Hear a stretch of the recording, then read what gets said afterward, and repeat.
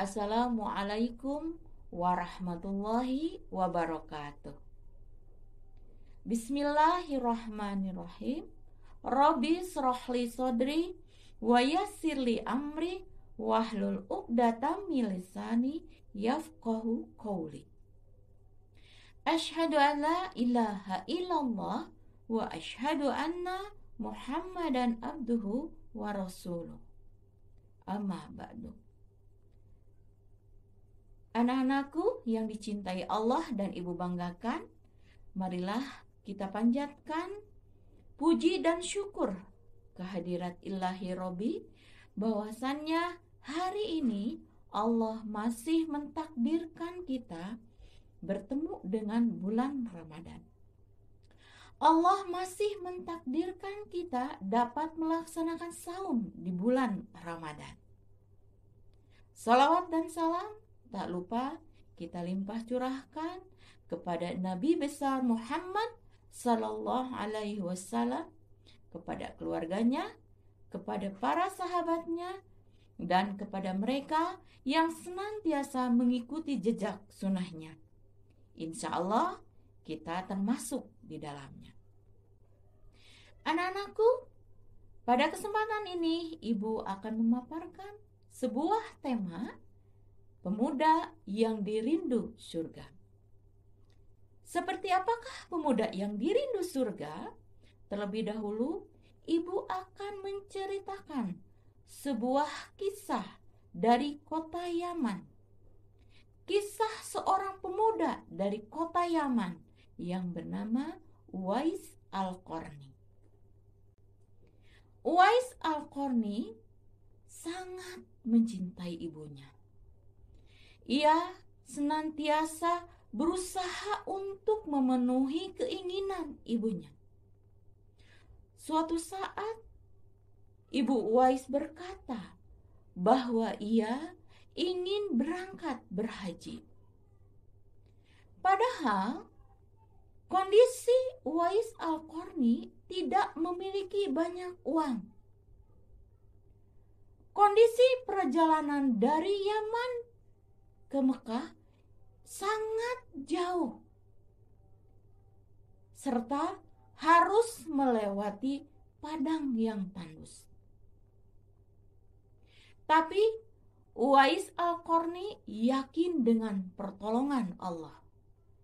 Ia memohon kepada Allah untuk diberikan jalan keluar.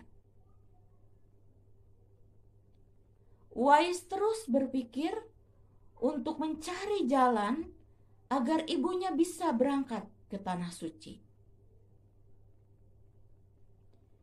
Uwais Al-Qarni akhirnya membeli seekor anak lembu yang kecil. Uwais Al-Qarni akhirnya membeli seekor anak lembu yang kecil. Uwais Al-Qarni membuatkan kandang anak lembu itu di atas bukit. Tiap hari Uwais Al-Qarni menggendong anak lembu itu bolak-balik dari atas bukit turun ke bukit, naik lagi ke bukit, turun lagi ke bawah bukit. Sehingga banyak orang menganggap apa yang dilakukan Uwais Al-Qarni ini adalah perbuatan orang gila. Tapi Uwais Al-Qarni tidak pernah menghiraukan apa yang dibicarakan oleh orang di sekitarnya. Setelah 8 bulan berlalu, anak lembu itu tumbuh besar.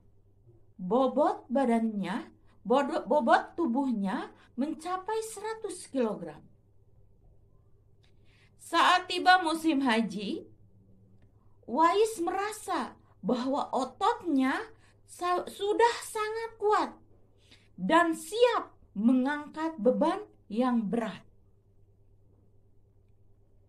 Dia pun menggendong sang ibu berangkat dari Yaman ke Mekah untuk menunaikan ibadah suci.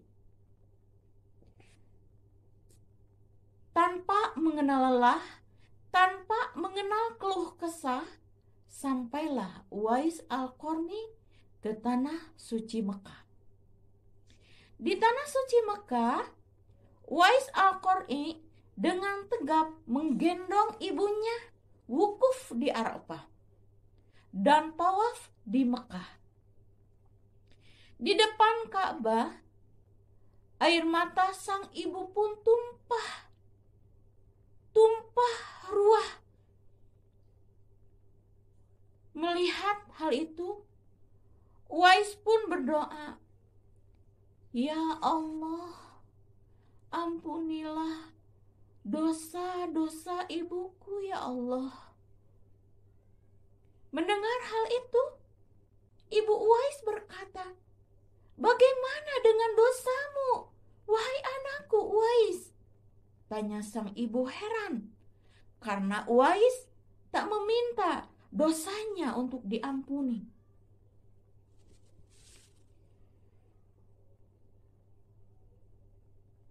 "Ibuku tersayang, dengan terampuninya dosamu, itu artinya engkau akan masuk surga.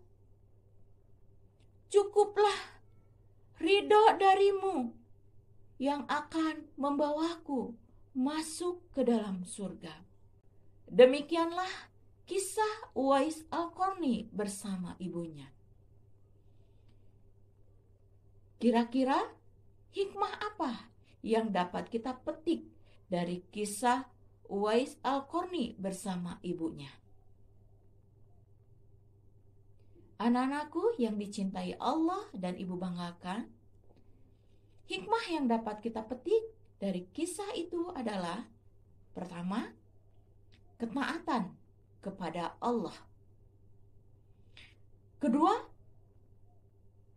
cinta kepada Rasulullah.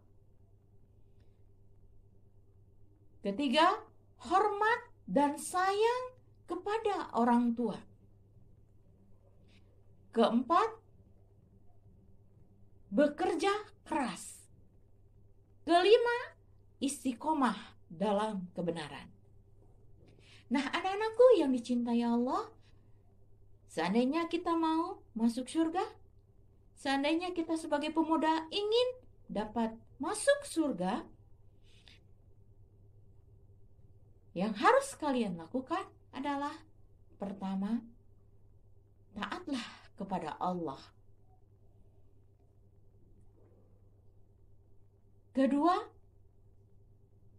ikutilah apa yang dicontohkan oleh Rasulullah.